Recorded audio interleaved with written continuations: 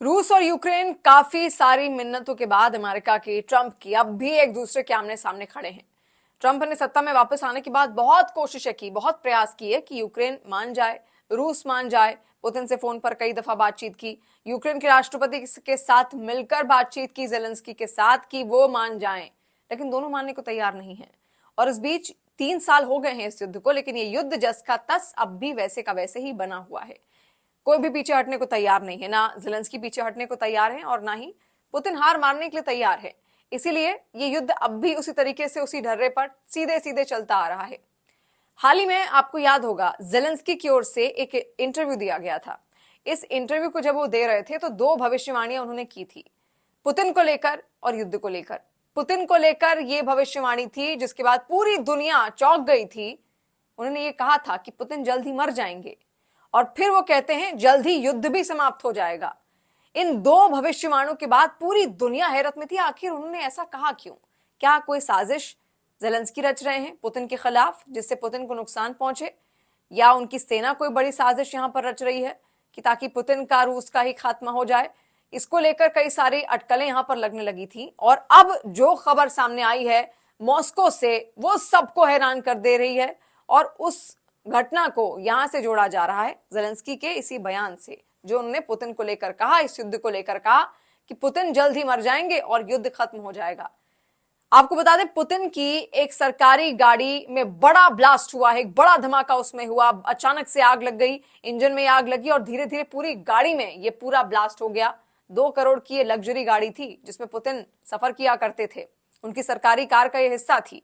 Limousine गाड़ी, जो कि पुतिन की लग्जरी गाड़ियों में से एक मानी जाती है, और इसके अलावा उन्होंने ये गाड़ी अपने कई दोस्त राष्ट्राध्यक्षों को भेजी भी है, गिफ्ट उनकी ओर से की गई है। उत्तर कोरिया के किम जोंग उन को भी उन्होंने अपनी ये गाड़ी गिफ्ट की है, और इसी वजह से माना जा रहा है कि ये क्या उनकी सुरक्षा में सेंध है, पुतिन की सुरक्षा में क्या सेंध लगाने की कोशिश यहां से की गई है।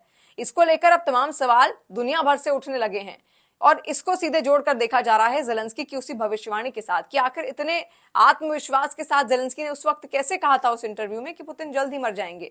उनको कैसे पता कि पुतिन कब मरेंगे या कैसे मरेंगे, उनको आखिर कैसे पता? अब उसी से जोड़कर इस पूरी घटना को यहां पर देखा जा रहा है। हालांकि आपको ये बता दें कि उस वक्त पुतिन उस गाड़ी में मौजूद नहीं थे, लेकिन ये उन्हीं की सरकारी गाड़ी थी जिसमें एक रेस्टोरेंट के बाहर मॉस्को में अचानक से एक बड़ा ब्लास्ट होता है। दमकल कर्मी जब तक पहुंचते, रेस्टोरेंट से निकलकर लोगों ने उस आग को वहां पर बुझाया। हालांकि उस गाड़ी के अंदर आपको बता दें, उनके जो सरकारी जो कर्मचारी थे वो उस वक्त बैठे हुए थे, किसी को कोई नुकसान नहीं पहुंचा है, कोई भी हताहत इस पूरी घटना में वहां पर नहीं हुआ। लेकिन इसके बाद से तरह तरह के सवाल उठने लगे थे कि आखिर क्या जेलेंस्की कोई बड़ा मकसद लेकर चल रहे हैं, क्या वो नुकसान पहुंचाना चाहते हैं पुतिन को? और इसके बाद से खासतौर पर आपको ये भी बता दें, देखिए पुतिन की जो लाइफस्टाइल है वो कोई आम लाइफस्टाइल नहीं जीते हैं। सेफ हाउस में रहते हैं जब से युद्ध शुरू हुआ है, बचने के लिए, ताकि खुद को बचा सके, क्योंकि उनका सबसे बड़ा टारगेट इस वक्त देखिए जेलेंस्की की सेना का, यूक्रेन की सेना का पुतिन ही है, पुतिन की सेना है। तो ऐसे में खुद को उनको सुरक्षित रखना, महफूज रखना बहुत जरूरी हो जाता है। ऐसे में वो सेफ हाउस में रहते हैं, और जो खाना भी उनका है वो भी टेस्ट करके खाया जाता है, यानी उससे पहले कोई और टेस्ट करता है, उसके बाद जेलेंस्की उस खाने को चखते हैं। सेफ हाउस में रहकर वो सब कुछ मॉनिटर करते हैं। इसके अलावा हाल ही में एक रिपोर्ट ये भी निकलकर सामने आई थी कि उन्होंने अपने ही जो सुरक्षा कर्मी थे उनकी चेकिंग करवाई थी, उनके फोन्स की चेकिंग करवाई थी, क्योंकि उनके सुरक्षा कर्मी ये भी कह रहे थे कि उनको खुद ही अपने ही सुरक्षा कर्मियों पर, अपने ही कर्मचारियों पर पूरा भरोसा नहीं होता। तो कई बार, कई दफा उन्होंने अपने ही कर्मचारियों की पूरी चेकिंग करवाई है, ताकि कोई उनके खिलाफ साजिश तो नहीं रच रहा, कोई बड़ी साजिश के तहत तो उनके साथ नहीं रह रहा, या उनकी डिटेल्स कोई कहीं किसी को ना पहुंचा दे। उसको लेकर भी बार बार वो उनकी चेकिंग यहां पर की जाती है। पुतिन के जो सुरक्षा कर्मी हैं, उनके जो सरकारी कर्मचारी हैं, उनको लेकर ये चेकिंग यहां पर की जाती है। तो ऐसी बहुत सारी रिपोर्ट्स निकलकर सामने आई। अब जब ये आग यहां पर लगी है उनकी गाड़ी में, उनकी लग्जरी कार में, जिसको मजबूती के लिए जाना जाता था, जिसमें पुतिन अक्सर सफर करना पसंद करते थे, एक लेमोजीन गाड़ी नहीं बल्कि उनके पास बहुत सारी ऐसी गाड़ियां हैं, और कई राष्ट्राध्यक्षों को, जैसे मैंने पहले जिक्र भी किया, वो गिफ्ट भी कर चुके हैं। उसमें जब आग लग जाती है तो ये जो पूरी खबर है वो आग की तरह ही पूरे विश्व में फैल जाती है। इसको लेकर चर्चाएं शुरू हो जाती कि आखिर इतनी मजबूत गाड़ी में ये आग लगी कैसे, क्या कोई पुतिन को नुकसान पहुंचाना चाहता था?